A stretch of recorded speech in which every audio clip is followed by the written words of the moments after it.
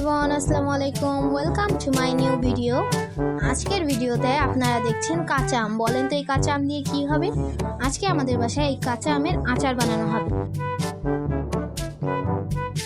তাই আজকে আমাদের বাসায় কাঁচা আম আনা হয়েছে।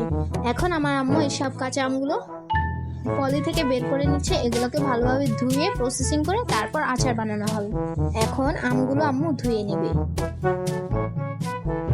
আমগুলো ভালোভাবে ধুয়ে নিতে হবে, কারণ কাঁচা আমের কষ থাকলে আচার ভালোভাবে হয় না।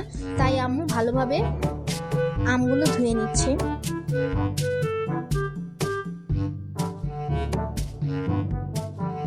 আচার বানানোর জন্য এই আমগুলো একদম পারফেক্ট।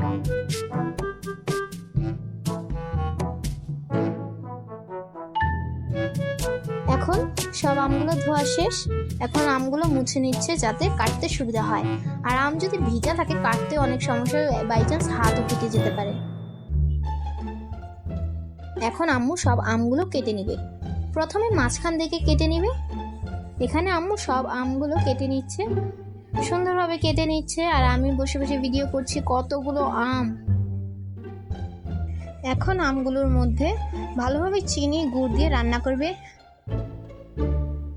আপনাদের যদি আমাদের ভিডিওটি ভালো লাগে অবশ্যই লাইক, কমেন্ট, শেয়ার করবেন। আর আমাদের চ্যানেলে যদি নতুন হয়ে থাকেন অবশ্যই সাবস্ক্রাইব করবেন।